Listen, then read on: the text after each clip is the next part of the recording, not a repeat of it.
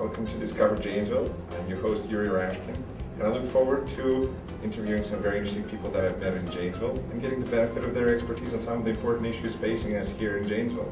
Thanks for joining us, and the coffee is warm.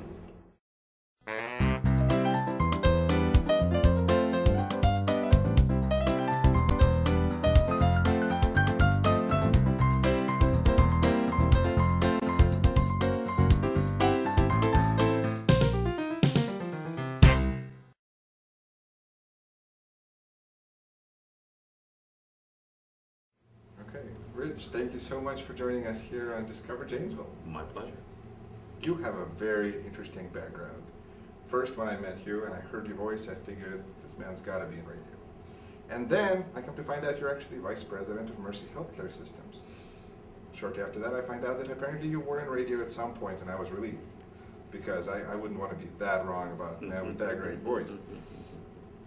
How does one make a transition? And life is like a chapter book, and not a box of chocolates. Not a box of chocolates. It's like a chapter book, and there was a couple of chapters in my life that included a stint in radio, from small market to major market, for that matter. I've done everything from been the disc jockey, spinning rock, spinning country. Wow. Was the voice of a symphony orchestra in the Rocky Mountain region, hosted one of the first simulcast radio, television, public affairs programs for public radio back in the 70s, prior to the advent of Rush Limbaugh and the grand world of talk radio today. So may have been a legend ahead of my time, certainly a legend in my own mind. In your own mind. Yeah. Widely known in the small circle? That's exactly right.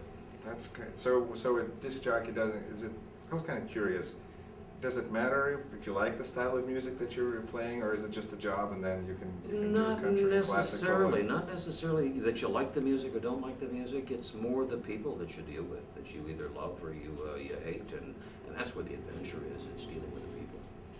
And that's where the excitement is. Mercy, how did you end up in Janesville, for that matter? After graduate school, my first job was in the healthcare industry. I was developing primary care medical centers in underserved areas in east central Iowa. From there, I ended up becoming a grant writing specialist for local government, and spent 13 years in Des Moines. I believe the world is held together by grant writers. Absolutely. A couple of $100 million later, and a couple of stops in between, Lake Tahoe, Nevada, Madison, Wisconsin. Finally, we landed in Janesville. Been in Janesville for about 10 years. Wow. So the radio was something that was maybe something you enjoyed doing, but a means to an end. At some point, it paid a lot of bills, and was very helpful and great training in how you deal with people and how you deal with people and relationships, but certainly not the end all of where I wanted to be in life. How did I get to Mercy? I spent 25 years in the public sector as a county manager, city manager. I'm an old planning director, which may be an... Is there anything you have not done? I have done a few things that I won't talk about, and there's a lot of things I haven't done.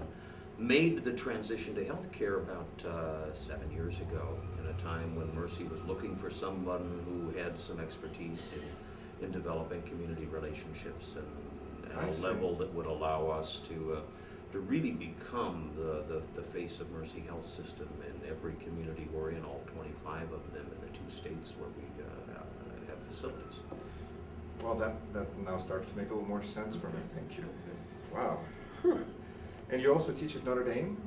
Mm-hmm. What kind of classes do you teach there? My boss, Javon Bay, and I team teach a class called Healthcare Management to first and second year MBA candidates at the Mendoza School of Business at Notre Dame. We've been doing it about 5 years. And the purpose of the course is to give a good, solid overview exposure to graduate students at the MBA level to the healthcare industry and everything that it's about. So it's a marvelous opportunity to stay fresh in your field, and at the same time be very challenged by young, energetic, eager people who are thriving on the whole idea of growing academically and intellectually and want to learn something about healthcare. I would think that when you're vice president, that not too many people say no. So you go to classroom and then you get that conversation going, and probably good to and keep you on your toes. It's wonderful to keep us on our toes. You know, nothing better than to get into a really sound debate about the issues of healthcare, whether it be should we have a universal healthcare single-payer system, or for that matter, who should pay for it, to what are some of the ethical issues that arise in end-of-life care. Right. So it's, you know, it's a very interesting field. It's a fascinating field. Absolutely. Now, you're very involved with the community. You're a member of the Noon Lions, and you're also a member of the Neighborhood Action Team for the Look West neighborhood and the Fourth Ward neighborhood. My interest there, obviously, Mercy has, our flagship hospital facility is here in Janesville, and we're a very active part of the Look West neighborhood.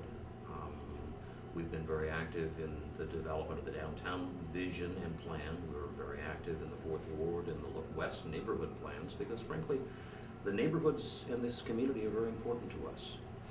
Important enough to us that we're very, very much committed to being an active part of planning for the future and having solutions, as opposed to sitting back on the sidelines and simply complaining. and kind of have stuff happen around you. You want to be. We want to be good, solid corporate citizens in this community, and what better way to do it than to be active in your neighborhood? Some of the statistics I have here in the report that I have, it says that Fourth Ward 2007 estimated population is 2,900 people. Look West population is 3,100. Together, the neighborhoods represent about 10% of the city's total population, and it kind of goes on from there. It's a fairly small part of the city, and yet you feel that it is a very important part of the city. It's a critically important part of the city. Our history, our heritage. If you go back to the very beginnings of Janesville, we started as a community in the Fourth Ward. That's the oldest part of our community, and the second oldest part of our community, where our heritage truly begins to come alive, is in the Look West neighborhood.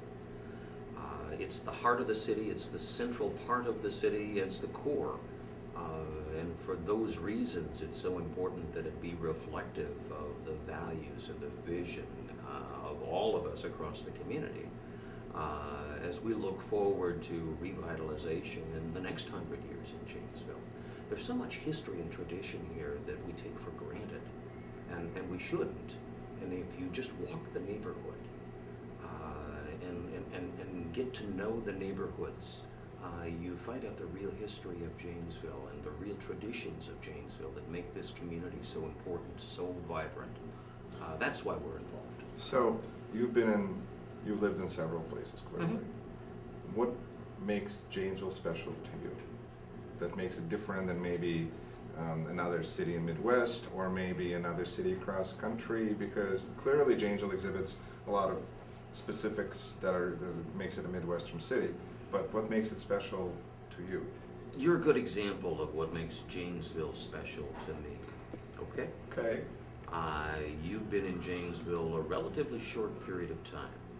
You're an immigrant to this country. You've got an eclectic background. Somehow, for whatever reason, you decided to get involved in this community. And because of your background, or in spite of your background, you were embraced by a lot of people that said it's time to elect Yuri Rashkin to city council. But I feel I That's definitely been embraced, that's for sure. That's yes. the spirit of Janesville. That's why this community is different. That is the spirit of Janesville. And how do historical buildings play into that, or historical neighborhoods? You know, historical neighborhoods, historical buildings, if you don't respect your past, and if you don't embrace your past, and learn from your past, where you've been, and the good things and the bad things, then you're bound to make some mistakes in the future that you could avoid if you'd come to a firmer understanding of what your heritage really was. Okay. Our history is such a short history in this country. Janesville's been here since 1836, 1846, something on that order. You go to Europe, and I love to go to Europe because history there, to walk into a cathedral that was started, where they started construction